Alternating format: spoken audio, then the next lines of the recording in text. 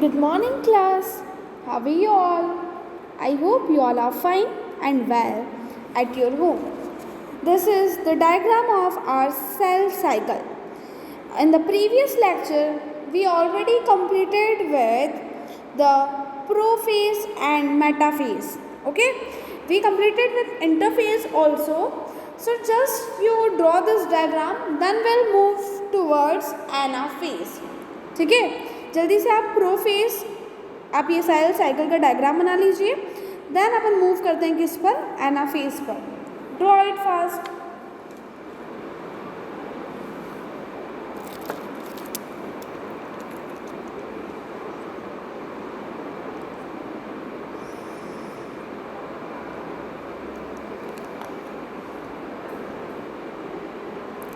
Done, सबने बना लिया. Okay.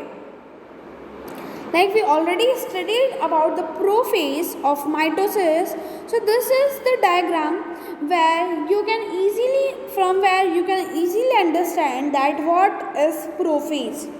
Okay, so just draw this diagram also.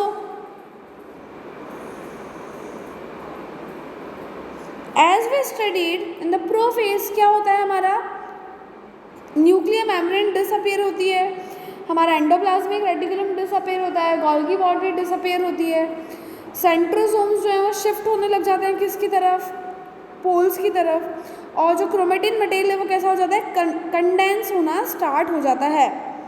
तो यही आपको डायग्राम में शो भी कर रखा है. So just draw the diagram of prophase.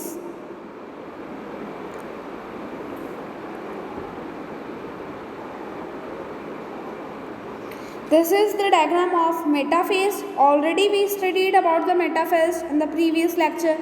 What is metaphase? कौन बताएगा metaphase क्या होता है? एक बार डायग्राम देख लीजिए. डायग्राम से आपको वापस रिमाइंड हो जाएगा कि in metaphase what happens, the nuclear membrane completely disappears. Nuclear membrane क्या होगी, कंप्लीटली डिसअपियर्स. जो हमारे क्रोमोसोम्स हैं वो क्रोमेटिड के फॉर्म में, मीन सिस्टर क्रोमेटिड्स के फॉर्म में सेंट्रली अरेंज्ड हो जाएंगे.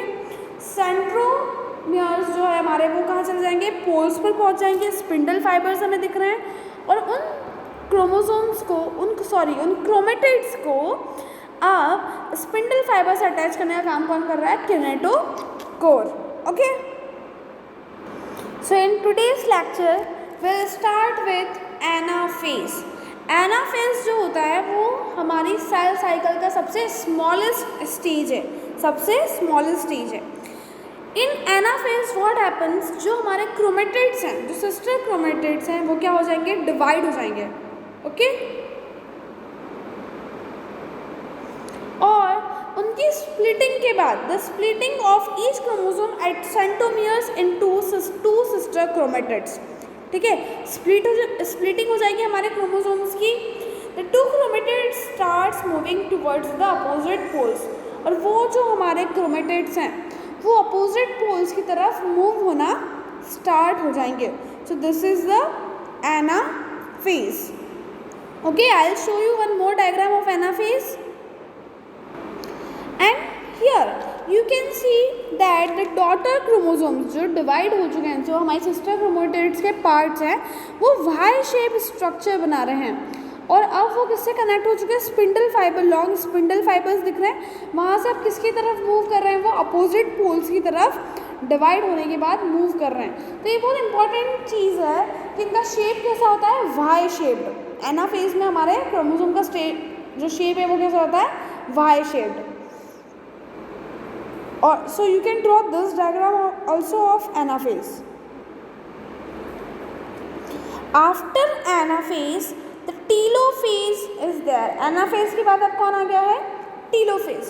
Telophase is the last stage of mitosis, which involves chromosomes reach at opposite poles and loses its identity as discrete unit. Telophase में क्या होता है, क्रोमोसोम्स कंप्लीटली अपोजिट पोल पे पहुंच चुके होते हैं और एक सिंगल यूनिट वाली जो उनकी आइडेंटिटी होती है वो क्या कर देते हैं, लॉस्ट कर देते हैं. Second point, nuclear membrane reassembles around the chromosomes cluster. और जो क्रोमोसोम का एक क्लस्टर बना है, आपको यहाँ पर दिख रहा होगा, 2 क्लस्टर्स आर देयर. उन क्लस्टर्स में सेपरेटली अगेन न्यूक्लियर मेम्ब्रेन बनना स्टार्ट हो जाती है। Fine. The third is the nucleolus, Golgi apparatus, Golgi complex, endoplasmic reticulums, ये धीरे धीरे अब क्या हो जाएंगे, फिर से रीअपियर होने लग जाएंगे अलग अलग रीजन में। ठीक है, क्या हो रहा है हमारे पास यहाँ पर टीलोफेज में कि जो हमारे क्रोमोसोम्स थे एनाफेज में क्या हो गया, स्प्लिट हो गए, मूव होना स्टार्ट हो गए हैं अपोजिट पोल्स की तरफ। अब टीलोफेज में क्या होता है, कंप्लीटली वो अपोजिट फेज पर मूव हो चुके होते हैं और अब यहाँ पर एक सेपरेट न्यूक्लियर मेम्ब्रेन उन क्रोमोसोम के क्लस्टर्स के आगे बन जाती है। फाइन। अब जब कंप्लीट हमारी न्यूक्लियर मेम्ब्रेन बन गई, next is the nucleolus, Golgi complex and ER reappears. क्या क्या रीअपियर हो जाएंगे, nucleolus, Golgi complex and endoplasmic reticulum फिर से रीअपियर मीन्स फिर से हमें दिखने लग जाएंगे।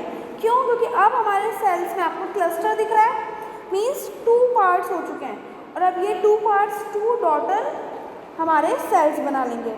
फाइन। अब जैसे ही ये काम कंप्लीट हो जाएगा, ये क्या था हमारा कैरियोकाइनेसिस, मीन्स हमारे न्यूक्लियस डिवाइड हो चुके हैं। So karyokinesis are always, after karyokinesis always one more process is there, that is cytokinesis. उसका नाम है अपना साइटोकाइनेसिस। कैरियोकाइनेसिस की जस्ट बात क्या आती है बेटा, cytokinesis. So what is cytokinesis? Cytokinesis is the division of cytoplasm of a cell after karyokinesis. Cytokinesis क्या है, सेल का डिवीजन, और स्पेशली सेल के अंदर किसका डिवीजन होता है, साइटोप्लाज्म का। ठीक है, और when it occurs after karyokinesis means it occurs after nucleus division. ठीक है, अब जब न्यूक्लियस का डिवीजन हुआ है मीन्स यहाँ पर कंप्लीटली क्रोमोसोम सेपरेट हो गए। अब जब साइटोप्लाज्म डिवाइड हो जाएगा तो क्या होगा, प्लाज्मा मेम्ब्रेन्स क्या हो जाएगी, ग्रेजुअली क्या हो जाएगी, फिर से ज्वाइन होने लग जाएगी सेंटर से, और अब हमारे पास कितने सेल्स हो जाएंगे, 2 सेल्स हो जाएंगे। Fine. So that into 2 daughter cells. In animal cells, appearance of furrows in plasma membrane that deepens gradually and join to divide cytoplasm into 2 parts. ठीक है, क्या हो जाता है, धीरे धीरे ग्रेजुअली जो हमारी प्लाज्मा मेम्ब्रेन है उसके अंदर फरोज बन जाते हैं और वो एक पॉइंट पर आकर फिर से ज्वाइन हो जाती है, ताकि ज्वाइन होने के बाद क्या होगा, अपना क्या प्रॉफिट है, ज्वाइन होने के बाद अब हमारे पास कितने सेल्स हैं बेटा, 2 सेल्स हैं। ठीक है, लेकिन in plant cells wall formation start at the centre and grows outwards to meet the lateral walls. अब हमारे सेल्स में तो क्या हुआ था, डिवीजन कैसे हुआ था, हमारी जो बॉर्डर्स थी प्लाज्मा मेम्ब्रेन की वो वहाँ से ग्रो होने लगी, फरो बनाने लगी और सेंटर में आके आ गई और 2 सेल बन गए। लेकिन प्लांट सेल में तो सेल वॉल है, तो सेल वॉल के अंदर क्या होगा, सेंटर से सेल जाने लगेगी और जो पेरीफेरी के ऊपर जो सेल वॉल है वहाँ जाकर मीट हो जाएगी। The formation of cell wall begins with formation of cell plate. किसके फॉर्मेशन से सेल वॉल का फॉर्मेशन स्टार्ट होता है, सेल प्लेट के फॉर्मेशन से। फाइन, आई इतनी बात समझ में। नेक्स्ट इज, अब हमें ये समझ में आ गया है कि हमने इंटरफेज देख लिया, उसमें था G0 phase, G1 phase, S phase, फिर हमने देखा M फेज। M फेज की 4 स्टेजेस देख ली, prophase, metaphase, anaphase, telophase. Then हमने स्टडी किया साइटोकाइनेसिस। अब हमारे पास कितने सेल्स हैं, 2 सेल्स। कितने सेल्स हैं हमारे पास, 2 सेल्स हैं। ठीक है, now the significance of mitosis. Mitosis का फ़ायदा क्या है, क्या सिग्निफिकेंस है। So mitosis produce diploid daughter cells with identical genetic complement. Mitosis क्या प्रोड्यूस करता है बेटा, डिप्लॉयड सेल्स का प्रोडक्शन करता है।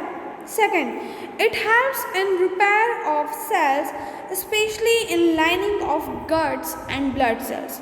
किस में हेल्प करता है, हमारे रिपेयर में। अगर हमारी बॉडी में कोई सेल डैमेज हो गया है या टूट फूट गया है, ब्रेक हो गया है, तो उसके रिपेयर में कौन हेल्प करेगा, माइटोसिस हेल्प करेगा। थर्ड जो चीज़ है वो है meristematic division in apical and lateral cambium results and continuous growth of the plant. जो मेरिस्मेटिक डिवीजन होता है किसमें, प्लांट्स में, वो किसका रिजल्ट है हमारा, माइटोटिक डिवीजन का। किसका रिजल्ट है, माइटोटिक डिवीजन का। Okay, now the next is the introduction of meiosis. अब हमें सेकेंड टाइप पढ़ना है, हमारा सेकेंड टाइप की सेल डिवीजन है मियोसिस। माइटोसिस में क्या था, यहाँ पर डिवीजन हो रहा था लेकिन इक्विटोरियल, मतलब जितने क्रोमोसोम हमारे जो ऑफ स्प्रिंग है उसके अंदर होंगे उतने ही क्रोमोसोम्स किस में थे हमारे, बताएंगे कोई, यस, उतने ही हमारे क्रोमोसोम्स थे पेरेंट में और उतने ही थे हमारे डॉटर सेल्स में। बट मियोसिस को हम बोलते हैं रिडक्शनल डिवीजन। क्या बोलते हैं बेटा हम मियोसिस को, रिडक्शनल डिवीजन। अब मियोसिस में क्या होता है, जो क्रोमोसोम का नंबर है वो रिड्यूस हो जाता है हाफ। कितने हो जाते हैं क्रोमोसोम, हाफ हो जाते हैं, जितना टोटल था उसका क्रोमोसोम हो जाता है हाफ। देखते हैं कैसे होगा। The cell divides that reduce the number of chromosomes to half and results in the production of haploid daughter cells. It helps in production of haploid phase of life cycle of sexually reproducing organism. क्या हुआ meiosis में, हमने पढ़ा है gamete formation, पढ़ा है हमने gamete क्या होता है, yes. So gametes are the results of meiosis. Gametes किसका रिजल्ट है बेटा, मियोसिस का रिजल्ट है, क्योंकि गैमेट्स के अंदर टोटल नंबर ऑफ क्रोमोसोम कितने होते हैं, half of the parent chromosome. Gametes में जो पेरेंट क्रोमोसोम्स हैं उनके कंपेयर में हाफ नंबर ऑफ क्रोमोसोम्स होते हैं, ठीक है। अब हमारे मियोसिस के अंदर जब नंबर क्रोमोसोम का हाफ हो जाएगा तो सबसे ज़्यादा बेनिफिशियल किसके लिए है ये, सेक्सुअली रिप्रोड्यूसिंग ऑर्गेनिज्म में। सपोज करते हैं हम अगर ह्यूमन की बात करें, if like in humans 46 chromosomes are there. कितने क्रोमोसोम्स हैं हमारे अंदर, 46। अगर वो जो 46 क्रोमोसोम्स हैं अगर सेम ऐसे के ऐसे अगर हमारे ऑफ स्प्रिंग में ट्रांसफ़र हो गए तो क्या होगा, सपोज मदर से भी 46 क्रोमोसोम आ गए और फादर से भी 46 क्रोमोसोम आ गए तो कितने हो जाएंगे हमारे पास, 92 क्रोमोसोम्स। लेकिन हमें तो पता है कि ह्यूमंस का जो क्रोमोसोम नंबर है वो क्या होना चाहिए, 46। तो उस जगह पर गैमेट फॉर्मेशन के टाइम पर कौन सी प्रोसेस होती है, मियोसिस। हमने सोमेटिक सेल डिवीजन के टाइम पर क्या देखा था, माइटोसिस, क्योंकि वो हमारा सेम होना चाहिए। जो अगर सपोज मेरे हैंड या मेरी स्किन, मेरी मिडगट, कहीं का भी कोई अगर सेल डैमेज होके चला गया है तो वही सेम सेल कहाँ होना चाहिए, हमारी बॉडी में होना चाहिए, उसी जगह पर। लेकिन यहाँ पर ऐसा नहीं चलेगा। अगर गैमेट नहीं फॉर्म हुए, अगर उसमें रिडक्शनल डिवीजन नहीं हुआ तो जो आगे वाली ऑफ स्प्रिंग है वो उसके अंदर गैमेट का जो आपका क्रोमोसोम्स का नंबर है वो चेंज हो जाएगा। इसलिए हमारी सबसे मेन जो मियोसिस है उसका सिग्निफिकेंस क्या है कि वो सेक्सुअली रिप्रोड्यूसिंग ऑर्गेनिज्म के लिए सबसे ज़्यादा हेल्पफुल है। Now what are the events involved in the meiosis. First, 2 sequential cells cycles of nuclear and cell division called meiosis 1 and meiosis 2 but single cycle of cell replication। यहाँ पर जो division की cycles हैं वो कितनी हैं, 2। Like mitosis में हमने क्या देखा था, डायरेक्ट इंटरफेस था, एम फेज था और हमारा कंप्लीट हो गया था इंटरफेस एम फेज। उसके बाद एम फेज के 2 पार्ट्स थे, कैरियोकाइनेसिस और साइटोकाइनेसिस। लेकिन मियोसिस में कितनी साइकिल्स होगी सेल डिवीजन की, 2 cycles. First is meiosis 1 and the second is meiosis 2। Okay, but जो डीएनए रेप्लिकेशन साइकिल है वो कितनी होगी, single. Second point, it involves pairing of homologous chromosomes and recombination of them. क्या होगा इसके अंदर, पैरिंग होगी होमोलोगस क्रोमोसोम्स की और उनका फिर से रिकॉम्बिनेशन होगा। अब जब हमारे पास एक सिंगल जो सेल का डिवीजन हुआ, तो जब मियोसिस 2 एंड होगा, so at that time 4 haploid cells हमें मिलेंगे। कितने हैप्लॉइड सेल्स मिलेंगे बेटा हमें? 4 हैप्लॉइड सेल्स मिलेंगे। तो just note down the meiosis, note it down and its events also.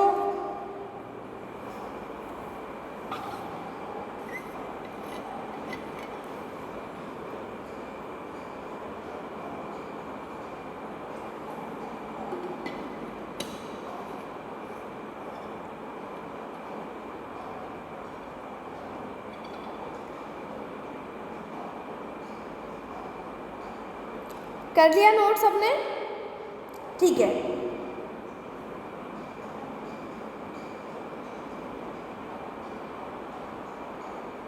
अब हम हमारे नेक्स्ट लेक्चर में मियोसिस 1 एंड मियोसिस 2 को कंप्लीट करेंगे।